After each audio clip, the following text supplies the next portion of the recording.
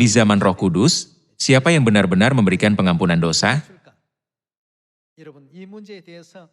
Pernahkah kalian penasaran tentang masalah ini? Zaman Bapa adalah zaman Tuhan Yehova.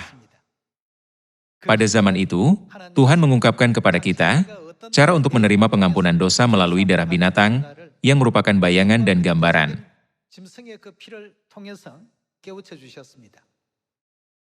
Pada zaman Anak, Kristus, yang menjadi kenyataan dari semua persembahan dari hari Sabat dan hari raya, datang ke bumi ini dan menumpahkan darah pengorbanannya di atas salib. Dengan demikian membuka zaman keselamatan melalui pengampunan dosa dan memimpin jalan menuju keselamatan.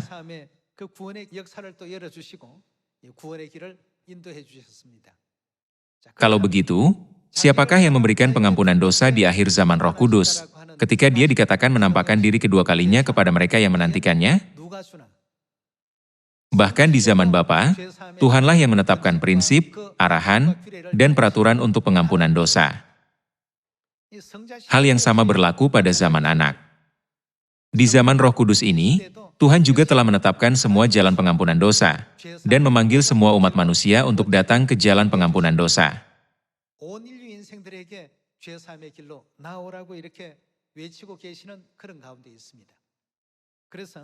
Itulah sebabnya Yohanes Pembaptis bersaksi dalam Yohanes pasal 1 ayat 29.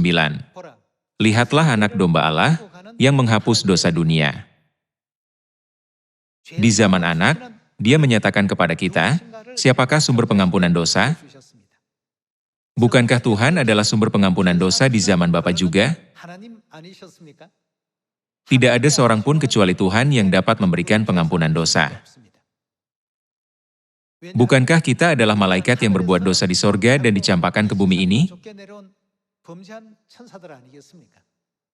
Karena kita adalah para pendosa sorgawi yang dicampakkan ke bumi ini, kita dapat mengetahui bahwa umat manusia tidak dapat kembali ke kerajaan sorga yang kekal tanpa pengampunan dosa. Tanpa pengampunan dosa, baik kerajaan sorga maupun kuasa kebangkitan untuk diubah kembali ke dunia malaikat, tidak akan mungkin terjadi. Kasih karunia pengampunan dosa benar-benar merupakan berkat dan anugerah yang sangat besar dan menakjubkan dari Tuhan, ketika kita mempertimbangkan bahwa segala sesuatu menjadi sia-sia tanpanya.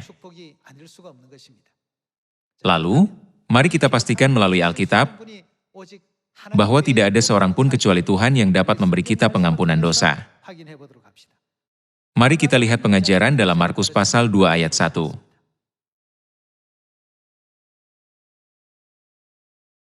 Kemudian, sesudah lewat beberapa hari, waktu Yesus datang lagi ke Kapernaum, tersiarlah kabar bahwa Ia ada di rumah.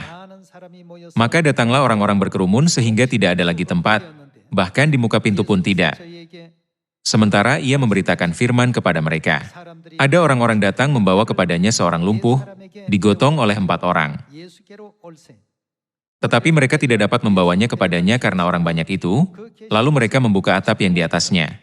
Sesudah terbuka mereka menurunkan tilam, tempat orang lumpuh itu terbaring. Ketika Yesus melihat iman mereka, berkatalah Ia kepada orang lumpuh itu, "Hai anakku, dosamu sudah diampuni." Tetapi di situ ada juga duduk beberapa ahli Taurat, mereka berpikir dalam hatinya, "Mengapa orang ini berkata begitu? Ia menghujat Allah. Siapa yang dapat mengampuni dosa selain daripada Allah sendiri?" Bukankah itu berarti hanya Tuhan yang dapat mengampuni dosa? Mari kita lanjutkan dengan ayat 8. Tetapi Yesus segera mengetahui dalam hatinya bahwa mereka berpikir demikian. Lalu Ia berkata kepada mereka, "Mengapa kamu berpikir begitu dalam hatimu? Manakah lebih mudah mengatakan kepada orang lumpuh ini, 'Dosamu sudah diampuni,' atau mengatakan, 'Bangunlah, angkatlah tilammu dan berjalan'? Tetapi supaya kamu tahu bahwa di dunia ini anak manusia berkuasa mengampuni dosa. Berkatalah Ia kepada orang lumpuh itu, 'Kepadamu kukatakan, bangunlah, angkatlah tempat tidurmu dan pulanglah ke rumahmu.'" Mari kita perhatikan ayat 10. Kuasa apa yang dimiliki anak manusia? Tuhan yang datang ke bumi ini dalam rupa manusia. Di bumi, firman-Nya, "Supaya kamu tahu bahwa di dunia ini anak manusia berkuasa mengampuni dosa. Itulah sebabnya dia berkata kepada orang lumpuh itu, dosamu sudah diampuni. Jadi bukan hanya Markus saja yang mencatat hal ini, tetapi Matius pasal 9 juga memuat kisah yang sama. Matius pasal 9 ayat 2.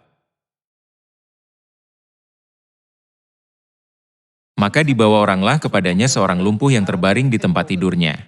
Ketika Yesus melihat iman mereka, berkatalah ia kepada orang lumpuh itu, percayalah, hai anakku, dosamu sudah diampuni. Maka berkatalah beberapa orang ahli Taurat dalam hatinya, ia menghujat Allah. Tetapi Yesus mengetahui pikiran mereka, lalu berkata, mengapa kamu memikirkan hal-hal yang jahat di dalam hatimu? Manakah lebih mudah, mengatakan, dosamu sudah diampuni, atau mengatakan, bangunlah dan berjalanlah? Tetapi supaya kamu tahu, bahwa di dunia ini anak manusia berkuasa mengampuni dosa. Di seluruh kitab Injil, terbukti bahwa dia menunjukkan kepada banyak orang bahwa dia berkuasa mengampuni dosa.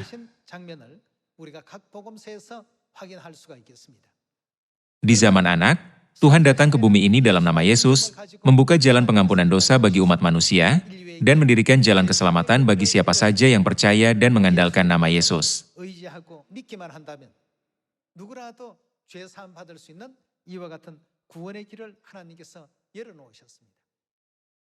Jika demikian, siapa yang benar-benar memberi kita pengampunan dosa di zaman Roh Kudus ini? Pada zaman Bapa, Tuhan Yehova memberikan pengampunan dosa. Di zaman Anak, Yesus Kristus memberikan pengampunan dosa. Di zaman Roh Kudus, kita harus yakin bahwa Kristus An-Sang Hong adalah Tuhan benar yang memberikan pengampunan dosa kepada umat manusia.